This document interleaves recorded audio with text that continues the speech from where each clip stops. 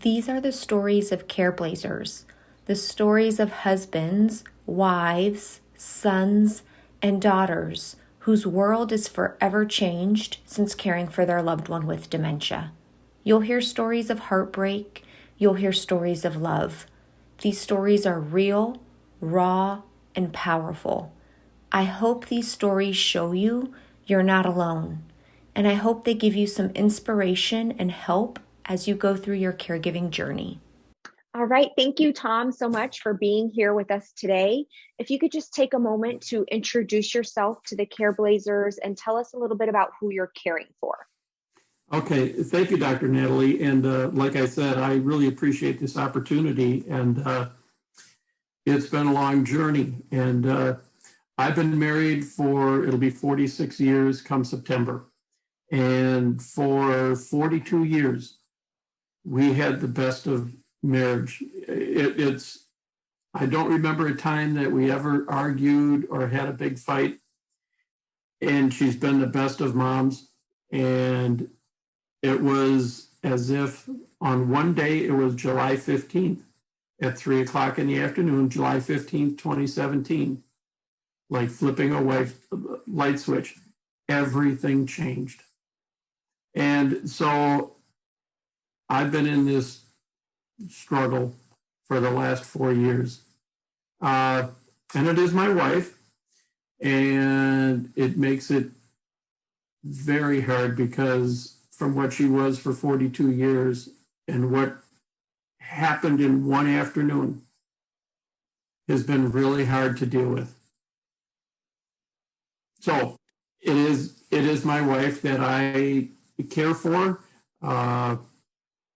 Yeah. So tell us a little bit, because I understand that your wife hasn't officially been diagnosed and you've had to do a lot of this kind of detective work and putting things together on your own. Can you just talk a little bit about what have been the challenges of getting the official diagnosis? Okay. When this started 4 years ago, I was in complete shock. And I liken it to that I was on a battlefield and there's bombs going all around. And for the first year and a half, I did everything I could to try and understand what is going on. And it took a year to year and a half of searching and searching. And one day, I don't know why it came to me, but the words explosive anger came to my mind. So I put it into YouTube and the Google, and it was there that I started to understand. From that term, explosive anger, draw me to explosive personality disorders, to all these different possibilities, which then brought me to the whole world of dementias. And I started to understand, how can this be that my wife, it looks and it appears that she has this? Because as I started zoning in on dementias, and in particular FTD and behavioral variant, I thought, my God, other people have this. She has all the characteristics that experts say that she has. And some of the signs that she exhibited, first and foremost, it was the abrupt personality change. From someone who for 42 years was very calm, soft-spoken, supportive, loving, it turned to fierce anger. I mean, it was ferocious. And I'll just be very brief. On that July 15th day, I was sitting out on the back step, and we have 2 chairs and a sliding glass door, and she's sitting inside. And next door are 4 little boys, and they came over 4 years ago asking, Mr. Lynn, what are you doing? I'm sitting here. Why are you sitting there? And, typical little kid stuff. And then the mother came over looking for her son, saying, got to get the kids home. Dad's going to come home. We're going to have supper, that type of thing. And she says, I don't even know what time it is. So I says, well, here, I'll show you that I had made this sundial out in our backyard. So I was showing them that you could tell the time by the shadow. And that whole encounter lasted maybe a minute. And when I came back in the house, my wife was like gone off with a rocket. It was the accusations of adultery with this woman. And over the course of 4 years, the accusations of adultery turned into accusations of pornography. It became, she was so suspicious of who I talked to. Was I talking to people about her? She became obsessive about everything. In fact, I have on another screen here, over the course of time, I made a list. And on the left-hand column is a list of all the things that she complained about. But it's actually her list of obsessions, of adultery, pornography, my long-term Bible study that I've been in for 18 years. It then turned to delusional thinking of how the Chinese have infiltrated my Bible study. And this Bible study is nothing more than men controlling women. And it just gets so bizarre. And the screaming has never stopped for 4 years, from sun up to sundown. Like just yelling out loud? Oh, yeah, and yes, and the language. And it was so frustrating because of all the things, of all the organizations and people we've always been told to go to for help. When there's violence in the home, we call the police. 11 police calls over the course of 4 years. They never did anything. Numerous calls to the county crisis center. They even came out to the house. They never did anything. I'm imagining these calls were made because you were frightened and there was things happening in the home that made you scared. Well, yes, and you know, we have to understand, and we live in a world that it isn't fair to men when it becomes violence in the house. If a man even defends himself, he can be accused of being physical with his wife. And I'm not getting into that, and I'm not a violent person. But there was more than one physical fight, and I was always the one to call the police. So through all and through all my searching, I came across your videos, your name and your videos. And I started watching them, and I'm thinking, you know, this is everything that my wife is. And then there was a time that you offered the online course on how to deal with people with various types of dementias. And, you know, those were so helpful to me, where I learned that to get into their world, to learn what their triggers are, to how to avoid when I see a trigger coming, how to interact, never stare her down if I'm angry, always to watch my body language, to keep it so calm. Right. And, you know, that worked. And it never was perfect. And through this course of the 4 years, things kept changing to the point she started isolating in the house. She took a room, well, she took a bedroom, and that was now her home. And it's been her home for 3, 4, well, just about since this all started. And I can come home from work and she's been in there all day, still in her pajamas, just blankly looking at TV, or she'll be looking at her computer and it's dark. And I've gotten to the point where if she's in that room, as disturbing as that can be, as long as she's quiet. Mm. And then over the 4 years, it's also progressed to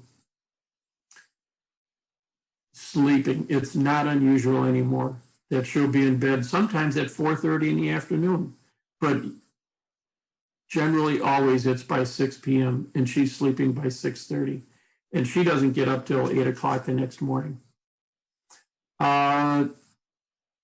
So all the signs were there that this whole thing is progressing and evolving. And in one of the, well, I'll save that for just a minute.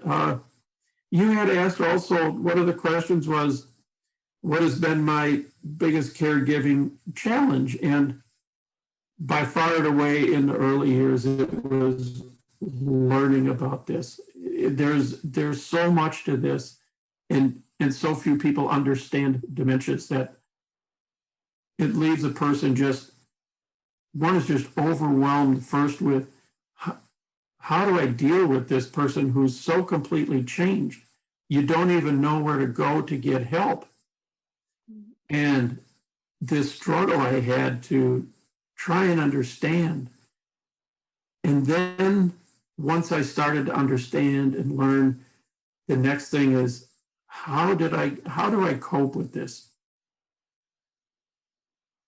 Because over the course of the 4 years, as I've always said when I reply to people on the Facebook Careblazers closed site, I often say this disease does not affect just the person, but it also affects the whole family.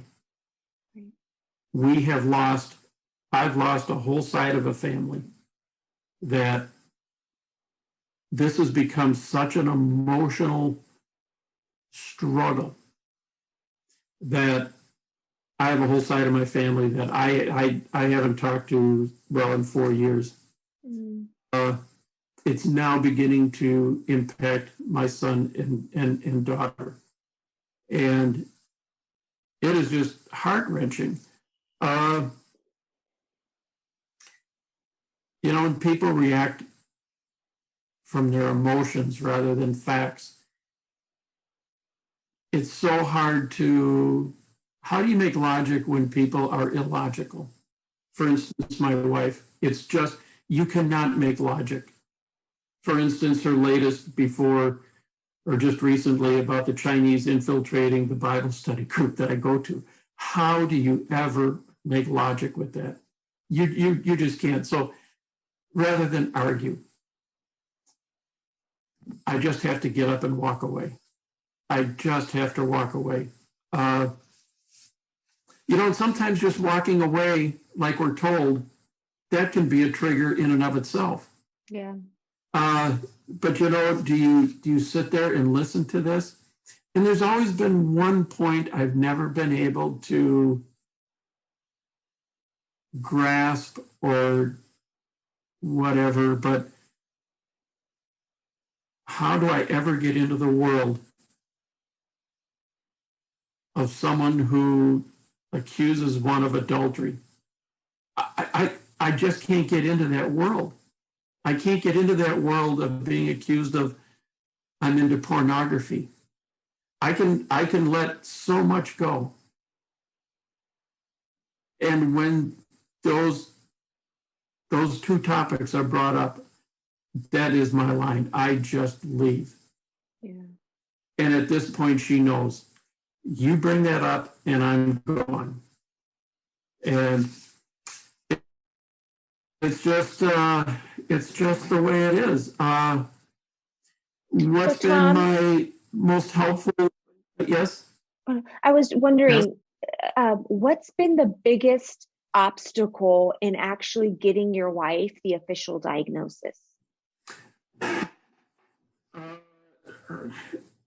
couple things. One, she fears that she's going to lose control, and I'm going to have complete control of her. And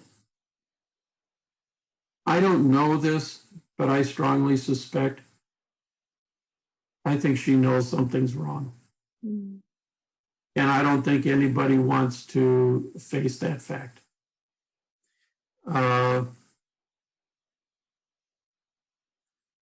I think it's great fear on her part, fear of losing control, that I'm going to control her.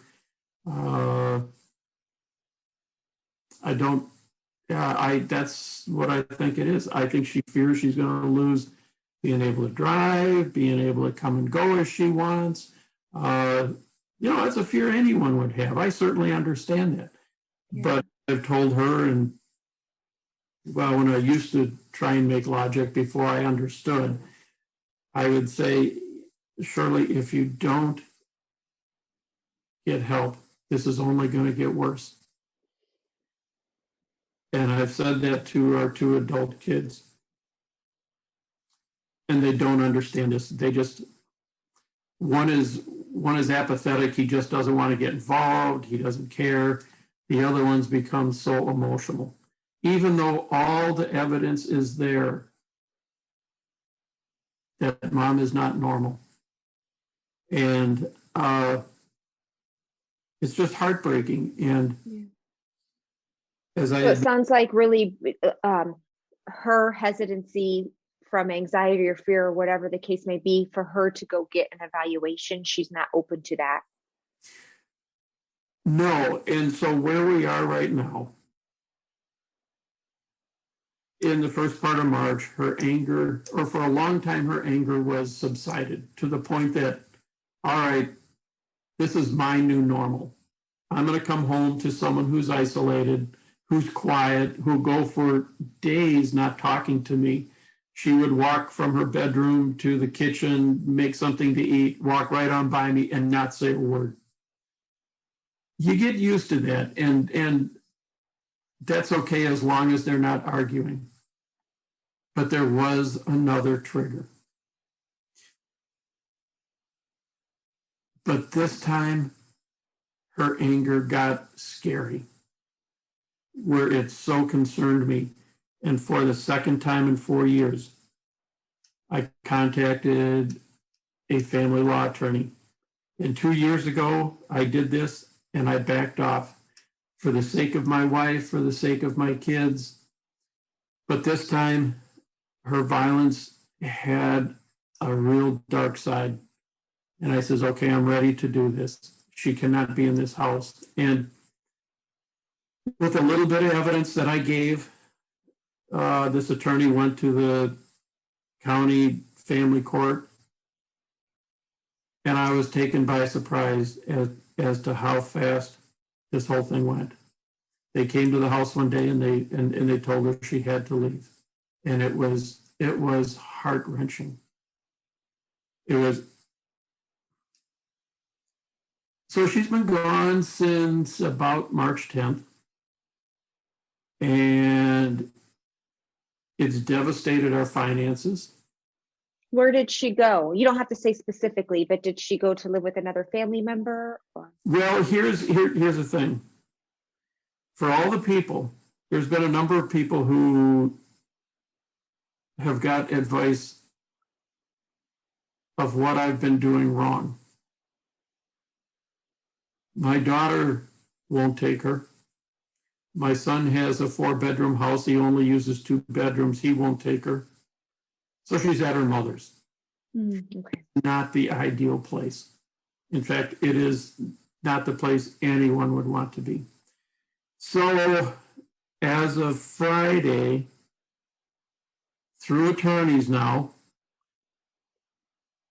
it was said to her, Tom wants you home. He's always wanted you home. The whole order of protection will be dropped. but you need to see your doctor, and you need to let Tom come and talk with your doctor. If she will agree to that, I'd take her home immediately. Will it be easier when she's home? Or if she decides to come home, will it be easier? No. But I've learned that you have to pick, no matter what we do, no matter what decisions we make with this type of disease, there is no easy path. Everything is hard. So I've always said, I'll take my heart with her being home. Because through the 4 years, she'd always threatened to divorce, always threatened to divorce. In fact, one time she even went to a large law firm. And I thought, I took it very serious. In fact, I was just absolutely devastated. And I did what any lawyer would tell someone, do not ever do. Well, I wrote that attorney, or that group of attorneys, a letter. And I said, look, this is what you're dealing with. I sent them a couple recordings of her screaming and cursing in the house, a couple of the police reports, and she never heard from them ever again. So that's, it's, and that's what I had to do at the beginning of March. I had to give recordings of her screaming, pictures of things she would throw. And it breaks my heart to say she would bite, she would spit. I've had so many things thrown at me. She has taken our wedding photos and held them up in front of me and took a scissors and cut them to pieces. That is really hard to take. So the last few weeks, I've been in this house alone, and I miss her a lot, but I do not miss the violence. Yeah. I do not miss that at all. The most helpful things I've had, and I have to say it's been your courses on how do you deal with this type of stuff, and I'll use my language. How do you deal with someone where there is no more logic? How do you deal with someone their world is mostly delusional?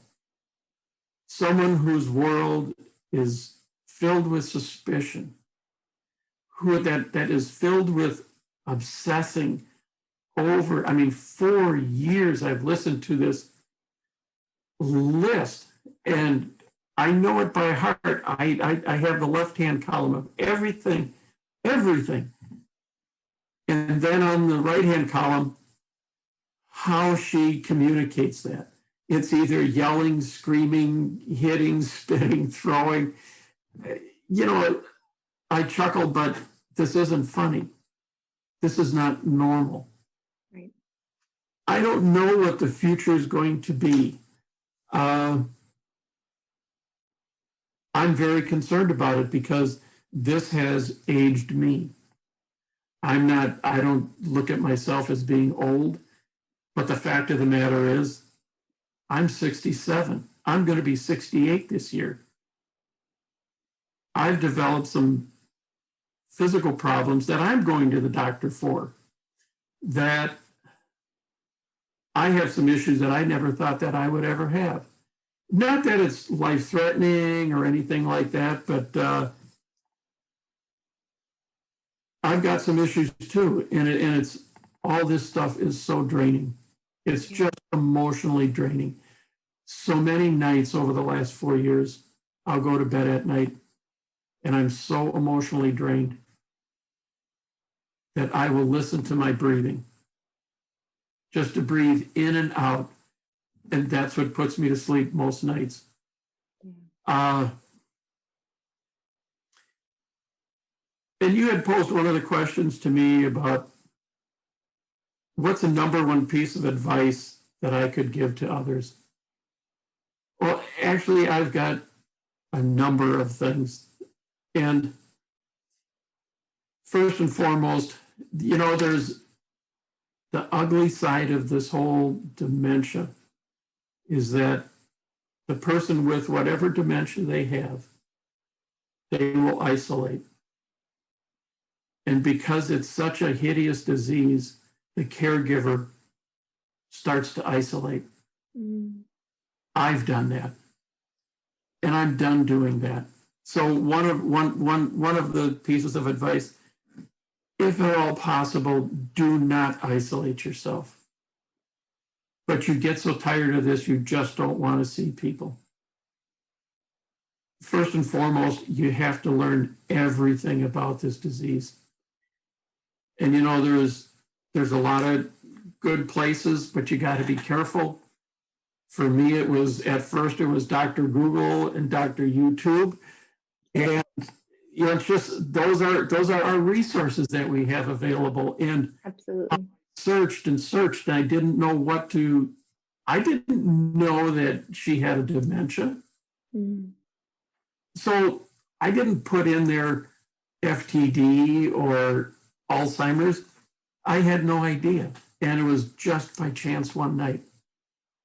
Explosive anger. And it just lit up for all these different avenues I could go down. And I say by the grace of God, it led me down to the whole world of dementia, which then led me to so many YouTube videos, which led me to you, which led me to your courses. And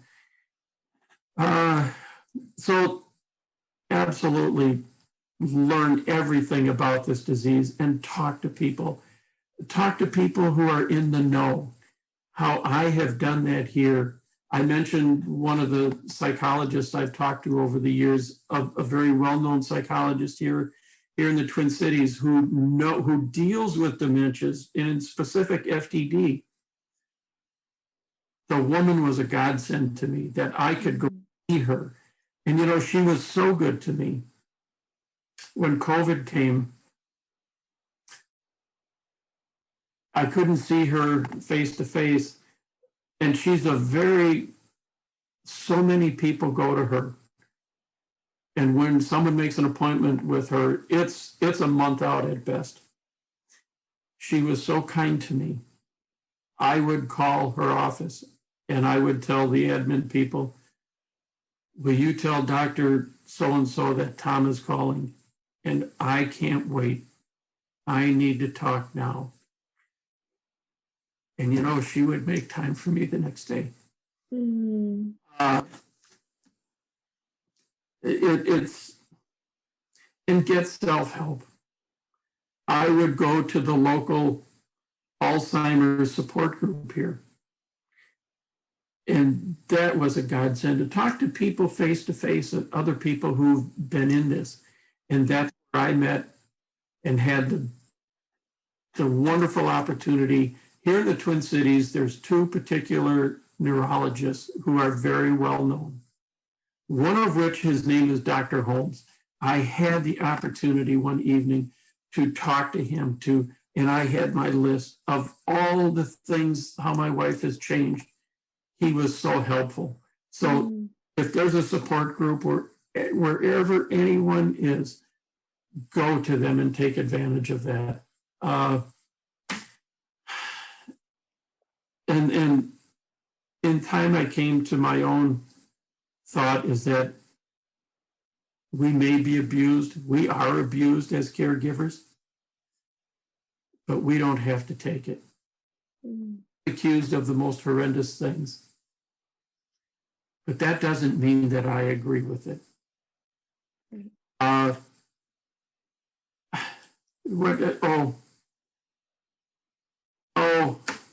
wrote here, if at all possible, stay away from people who react emotionally rather than respond with the facts or the evidence at hand. And when these things happen, it's the family members who respond emotionally.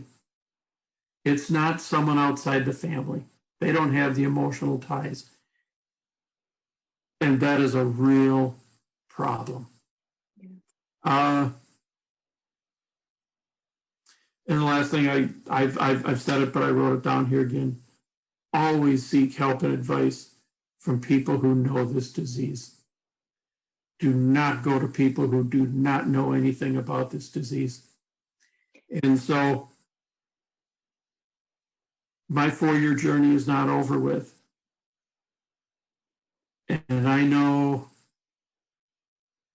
that whatever happens over the next week or two, whether she decides to come home or not, if she decides to come home, I'm going to be glad.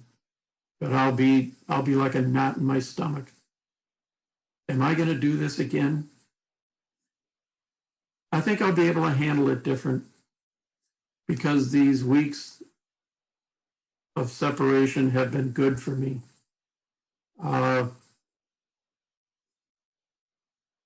And as time goes on, I'm regaining things that I've lost. I've lost the contact with my friends, because I tell my men friends, don't call in the afternoon when I'm home, because my wife, it just isn't good. You know, I'm not living like that. And in a sense, I'm gaining my life back. She can say and do all she wants, and I have never, ever blamed her, because I don't believe, or I believe this is a medical problem. And for that, that's why I've never left. I've had people tell me, why don't you just leave her? And I just can't do that. I cannot. And I used to tell my wife, I will never, ever divorce you. Because she would threaten all the time. And I would say, I will never divorce you. It doesn't matter what you say, what you do. You will be the one who will do it. And just remember, it will be solely your decision, and it will be all on you, but I will not divorce you. And that's just the way it is. And some people think I'm nuts, and they can think what they want. But you don't leave someone because they have a medical issue. You just don't do that. And what makes this disease different and harder than any other, people get heart disease, they get cancers, they have car accidents, serious, serious problems. But with all other diseases, people still keep their logic about them. But with this disease, the logic goes away. And it is so frustrating. And so that's my story. And it isn't done. Over these 4 years, I've been so low and so broken, but I'm coming back because I've learned. And one of the things I've been thinking of for the last few months is that I am going to tell my story. I started almost 4 years ago keeping a diary. I have an electronic diary, and it's on a little flash drive. I'm up to 180 pages. Wow. In addition to so many recordings of the rants. In fact, I made a spreadsheet. It's like a storyboard.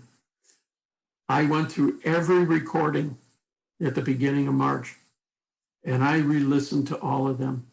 I have the dates, and I have it marked down to the minute and the second of important things that she said on every one of these recordings. It took me about 20 hours to go through. I've got the police reports. I've got pictures of all the things she has thrown, all the pictures she's torn up, all the gifts I've given her. The one that was the hardest is I gave her such a nice Valentine's Day card a couple years ago with an expensive ring. The next day, that card was ripped to shreds and thrown on my office floor. but she kept the ring. She kept the ring and she still has it. And, she's been gone here for a couple of weeks. It's on her dresser in her jewelry box. There's that ring. And that's okay. That's okay. But that is something she would never, ever have done over 42 years. Yeah, this definitely sounds like a completely different person kind of overnight, doesn't just like a light switch, like you said, all of a sudden it's changed. And I made a video, which you know about, of my wife. And I think it's a very well done video. I wanted to show my love for her. And on it shows pictures from going back to 2008 up until current. And I tell people when they watch it, keep the date of July 2017 in mind. And all the pictures before that, see how happy and smiling she was. She doesn't smile anymore. There's a faraway look in her eyes. I think it's a very nice tribute to her. And there's been, I don't know where people have found it on YouTube, but there's a lot of people who've watched it. And it's up to you if you put it on the link on this Zoom meeting or whatever. If people want to watch it, they can. Yeah, I'll add the link in the description. You sent me the video, but if you want to, I didn't know it was on YouTube. If you want to send me the link, I'll link it in my description here. And Tom, I think we're breaking up a little bit here, but I can. Yeah, I've seen that. So, Dr. Natalie, I've said everything I think I can. I hope I've been helpful and informative to people. Yeah, what I want to say to you, Tom, and I hope I'm not breaking out. I hope you can hear me. I can hear you right now. Okay. That's it. So I just want to thank you for coming on and speaking so honestly. It's not easy for people to share their story with others. I think this is a disease where, like you said, there's not a lot of people who understand. And even within the different dementias, everybody has different experiences. And it's so easy for people on the outside or for people not in your shoes to easily judge or say they would never do those things, or to say, they would handle it totally differently. But until you're actually in the position day in and day out, it's really hard to truly know. And so I hate, it just hurts my heart to see how this disease can break apart families like it did for yours. But I think there's a lot of people out there who are going through similar things as what you're going through. And if you're thinking you should be doing it differently or you shouldn't be having these thoughts, I think you're just an excellent example as I listen to you. And I do remember you were like one of the very first times I offered my course. You were like an early member. Yes. And I remember your stories as you were going through it, and to where you are now, you're like coming in, you're gaining confidence. And in a situation where so many people, when it comes to dementia caregiving, doubt what they're doing and worry about what other people are saying, I can see in you now, you're developing confidence in what you're doing and supporting yourself through it, even if the people around you, including close family members, aren't in agreement. And I think that speaks a lot to your growth. And I just honestly thank you for being so honest and raw and sharing what real life looks like when you are loving somebody with dementia, in your case, frontotemporal dementia. I appreciate you saying that, because as we who are experiencing these things firsthand, I like the way you phrased it. And yes, there was a time that I had absolutely no confidence because I didn't know what to do. I didn't know what was going on. But in time, now I do have the confidence. And it's so much better when you have the confidence, but you can't have the confidence if you don't understand the disease. And so thank you for that. And I'm reassured to hear someone say that you've seen progress in me, because I have been from a wreck to coming back to, I don't know the words, but I'm not living like I used to live. Yeah. And the sense I get to in hearing your story is that even when you're making the best decisions possible for yourself or for your loved one, there's still really hard decisions that aren't really the greatest outcomes, right? So Exactly. that's what really stands out to me. And for a lot of people, it's like whatever decision you make, a lot of times just doesn't feel good. I don't know if there ever is good decisions with these diseases, because when you're dealing with someone who's delusional, there's no more logic. No matter what one does, it's going to be viewed as wrong. And I still have a hard time grasping this, even though I see it. The illogic expressed at home. She can still get in a car, drive around town. She can go grocery shopping. She can go shopping. There's only a few people she talks to anymore, and that's her mother and my daughter. But if you see her walking down the street, you'd think she was just absolutely perfectly normal. Yeah. But in the house here, it's not normal. And it is confounding how this can be. And over the course of 4 years, I've heard so many people say, my loved one, they'll be out shoplifting. And you'd never know that they were a shoplifter. And normally they wouldn't be, but because of this disease, they just do illogical things. Yeah, absolutely. It's hard to wrap your head around and make sense of a lot of these symptoms. I do hope that she gets some help and gets checked out soon. And hopefully you're a few steps closer to that with the situation going on. I hope so. And I'm hoping tomorrow or Tuesday, I hear something positive. If she decides not to come home,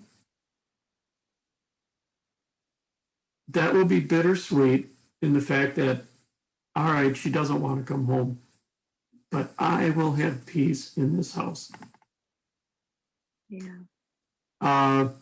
So anyway, I heard this the saying a long time ago with this disease. It is what it is, and that's what it is with me. It is what it is. This came upon her. It's not her fault. I've never blamed her. I never will. And now we have to deal with it. And all you can say is, it is what it is. It is what it is. Yep. Well, I thank you so much for sharing your journey with all of us, especially spending your Sunday night here. I think the sun has been going away as we've been talking. And I really do. I think a lot of people are going to just maybe feel a sense of freedom, that it's okay to talk about, what's going on in their life, and that they're not alone if they're in a situation that seems as confusing and frustrating, and as if no matter what you do and what you decide, it still doesn't feel good. So truly, Tom, thank you so much for being here and sharing that with all the Careblazers. Well, Dr. Natalie, thank you very much. And, I have to say that this is a real honor. I never thought I'd be able to speak with a YouTube sensation, but Well, we'll say bye here. Don't hang up. We'll chat a little bit afterwards. But Careblazers, I'll be back next week with another video. Thank you so much for being here. Please, if you have, words of comfort, peace, love you want to send to Tom, feel free to leave them below. I'll be back next week with a new video. Bye.